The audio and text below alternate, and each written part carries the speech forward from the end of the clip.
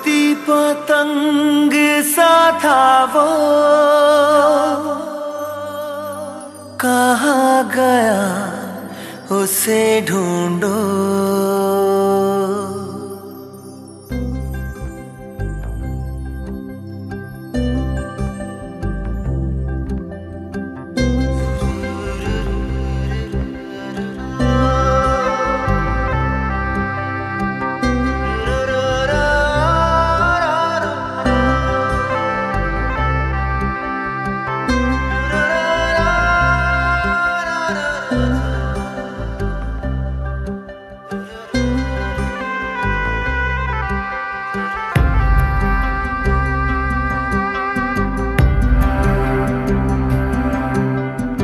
बहती हवा सा था वो,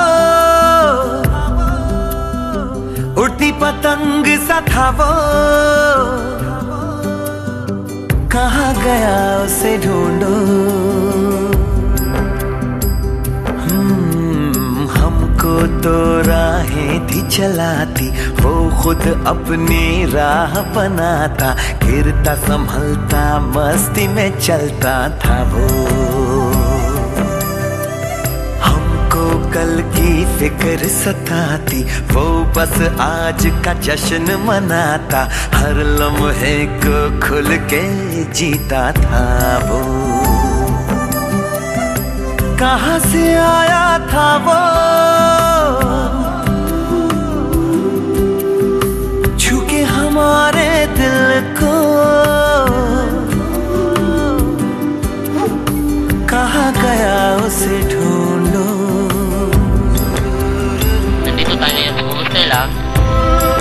Saan malapit dito ay isang komunidad sa mga Muslim. Dito mo na. Ito ang kanilang buhay pang patuwid gutom o sila'y nangisda para may pagkain sa kanilang pamilya.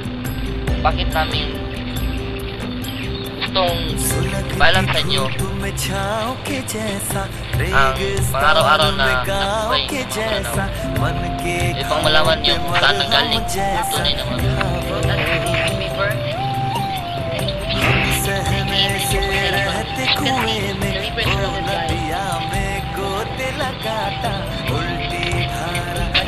can also be a main source of livelihood for these Maranao. This river is a constant reminder for us to preserve our culture, to develop it, to enhance its capacity to our future. About the Maranao tribe, hindi lang guys,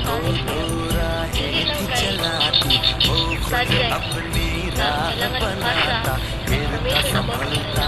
Kasi ang paghatag ng importance ng Maranao tribe.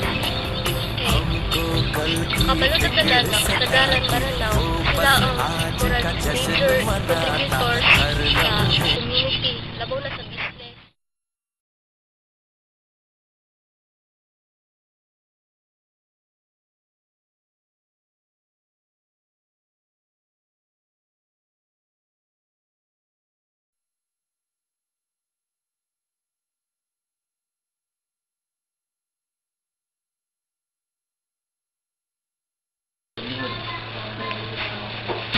Business. Dari sa Tagum City, business, negosyo. Lagi mga pwestuya. Kasagaran bang muna ang mga Maranao nga migrating dari sa Tagum for business purposes. Kanyang mga special delicacies. Pareho gyapon sa inyo. Ang kuwan lang, naanay mga bawal na pagkaon. Sama ni mga baboy, kero, mga isnit, awal na siya. Pero ang mga pagkaon na mo, sama niya po na paon nyo, buwan, kanpon, mga isda, mga mano, karabaw, mga bata, basta bilog tuhalan. Tradisyon. Gusto mo ang tradisyon na mo, especially sa kuwan, ang pag-worship dun sa Panginoon. pagsimba, we have to pray 5 times a day. 5 times a day. Every day na siya. So, every Friday, we have a congregation. Lahat ng mga Muslim pumupunta sa simbahan. Purpose ni Ana, kanang congregation sa Kuan, kanang Friday prayers, no? Parang yung hindi nakapunta ng Mecca, yung hindi nakapagpunta ng Mecca, nakapag-Hajj. Yan ang supposed to be Hajj niya every Friday. Dahil kung ano ang pahala, kung rewards mo sa pagpunta ng Saudi Arabia, ganun din ang rewards ng pahala sa pagsambayang mo, kanang pagsimba mo every Friday. Conduct ng marriage, Mayroong pagkakaib before ang kasal, kailangan yung babae at saka lalaki, mayroong proposal. Mag-proposal na sila. Ang ibig sabihin yun na yung proposal, kung tatanggapin ba ang ginikanan sa babae, tatanggapin nila ang mamalay sa ilaha, ang lalaki. So, kinanglan, mag-propose ka doon. So, ang pag-proposal doon, ang pinag-uusapan kung ito ba'y okay na, ikakasal ba ang ilang anak, naka-agreeable ba sila, agree ba sila na pwede na yung babae at saka lalaki mag-asawa. Yun ang pinag-uusapan doon sa proposal. Pag-usapan doon kung magkano ang duri ibibigay. Magkano ang duri ibibigay. Kasi ang duri, iba man ang kuwan sa mga tribes sa Muslims, iba-iba ang duri. Lalo na dito sa Maranao tribes kasi mas malaki ang duri ang pinagipangayo sa kuwan sa mga ginikanan sa babae. Pagdating sa araw ng kasal, ngayon, so ang imam ang magkasal sa kanila. Hindi pwede nga ang magkasal, pwede gobyerno, pwede leader, hindi pwede. Yung may nakakaalam, yung mayroon silang idea about sa Islam. Alam nila kung ano ang paraan sa pagkasal. Pwede na magkutba kanang ceremonial, basaan ng kuwan, basaan ng ano yan, yung ceremony, basaan yan, para maging legal ang kanilang kasal. Ang ginikanan sa babae, siya ang muindurso, muhatag sa iyang anak nga to sa lalaki. Muhatag og authority nga ihatag niya, halimbawa sa ginikanan sa babae. Sabi ko, ang tatanggapin mo ang aking anak, tatanggapin mo ang aking anak na si Fatima, na maging kabiyak mo o maging asawa mo dahil naibigay mo ang duri sa pamaraan ng Islam. So, pag matapos na yun, legal na ang kanilang kasal. Ang babae, hindi pwede iharap doon sa time na ikakasal ang lalaki. Hindi pwede iharap doon. Pagkatapos na matapos ang kasal, pwede na ang lalaki kunin niya ang kanyang asawa doon sa kanyang tinataguan. Halimbawa, doon sa kwarto, pwede niya kuwaon. So, iharap niya doon sa kanyang mga kamag-anak, di kaya sa kanyang mga magulang, para makilala nila ang kanilang manugang. Compulsory ba sa mga Muslim women na magsuot o hijab? Hijab. Hijab. Supposed to be sa Islam, ang requirement good sa Islam ganito. Namagod sa Quran sa Surah An-Nur na dapat ang babae takipan niya ang kaniyang ang ornament ba dili makita, dili ma-expose sa mga kalalakihan ang katawan at pati yung mukha dahil iyan ang simula ng pagkakasalan ng mga lalaki. Sa kabilang buhay, mayroong mga tao, pagdating niya doon, mayroon silang mga anak na hindi nila alam. Nagkaanak sila na hindi nila alam.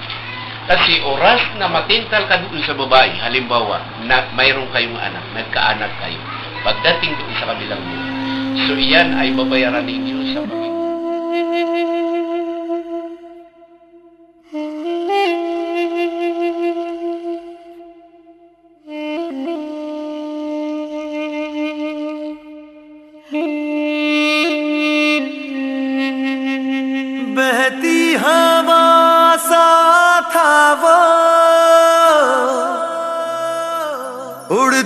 पतंग सा था वो, कहाँ गया उसे ढूंढो।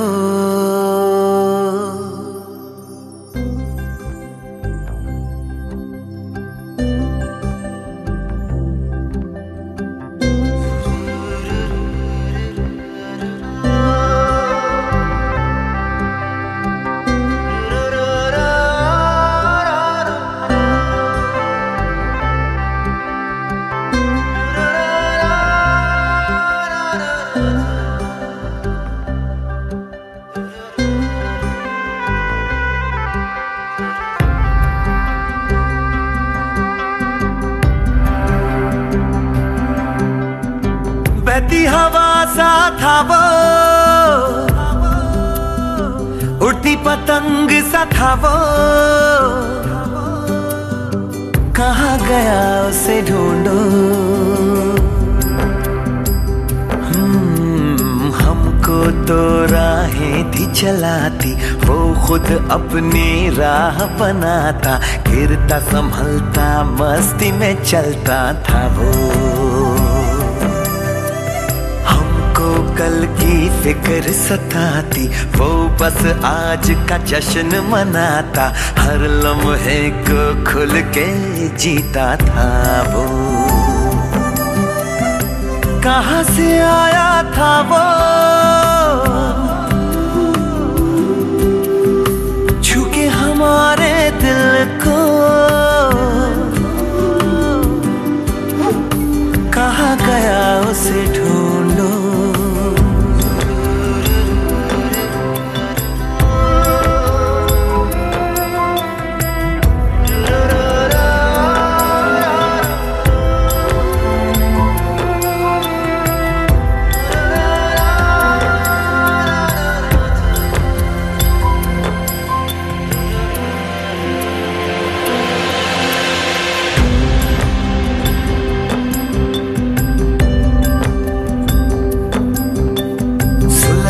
धूप में छाँव के जैसा, रेगिस्तान में गाँव के जैसा, मन के घाव पे मरहम जैसा था वो।